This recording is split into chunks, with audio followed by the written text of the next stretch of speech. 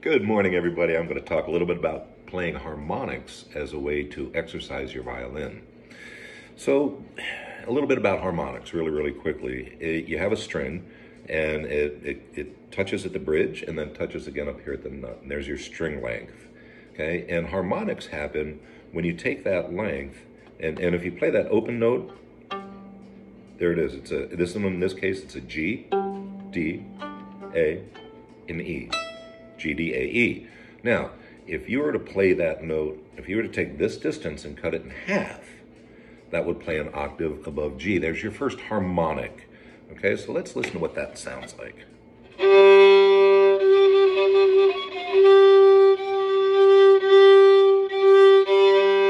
Open G, harmonic G. Okay? And the way I get that is really just very lightly touch your finger on there.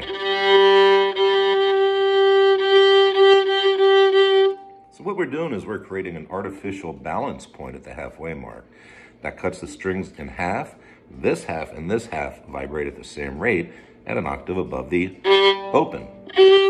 Okay, now, if you take that half and cut that in half again, that gets you to a quarter. There's another octave. Okay, so open.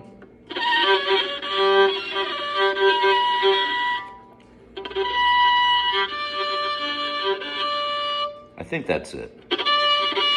I'm not really great at sounding them, I just make them.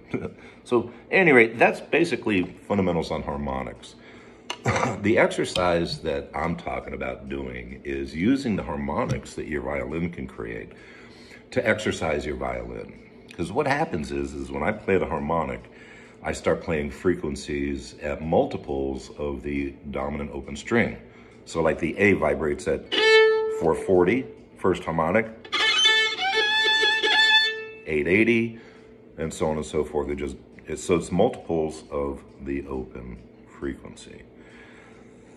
But what I like to do is to play high harmonics on each of the strings all the way up. Watch what I do. It's just kind of interesting. So I just put my finger down and roll it up and down.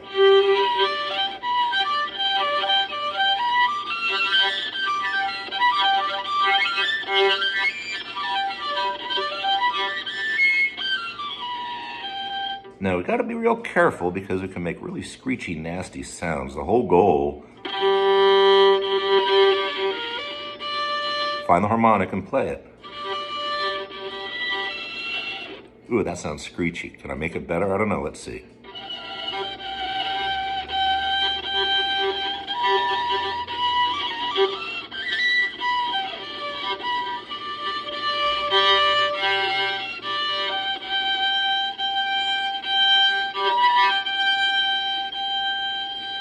Now what I'm doing is I'm carefully considering my bow speed and pressure to coax that harmonic out. It's not perfect, but it's better than that that I was getting.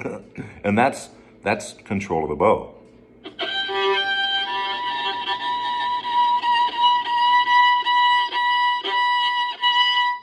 So what I'm doing is that last note was about as good as I can get on that particular harmonic. So what I did is I found it, I coaxed it to the best I could make it, and I started playing it and exercising it with volume. So I get the best sounding harmonic I can get, increase the volume so that I exercise the plate. So what I'm doing is I'm really exercising from the G string with frequencies typically found only in the E string.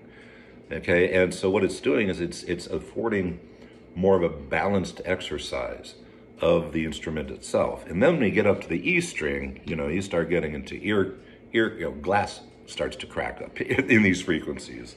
So let's see what this sounds like. No guarantees, but here we go.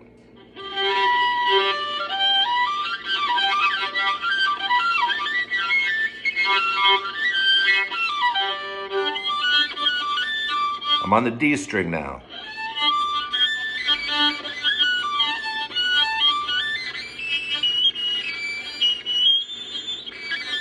I can go higher and higher and higher, but I have to be real careful.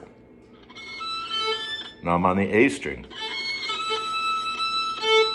There's my second harmonic, and I slide up, catching the rest of them on the way.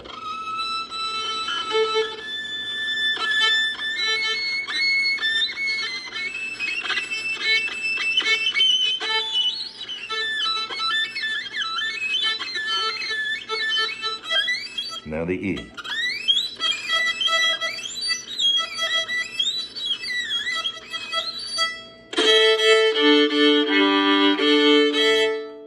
And what I find that does is that opens up the violin. It causes the plates to vibrate.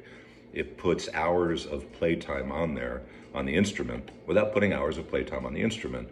But it does it in a way that is resident to the frequencies inherent with the violin. It makes your stronger notes stronger, and it brings your weaker notes more powerful.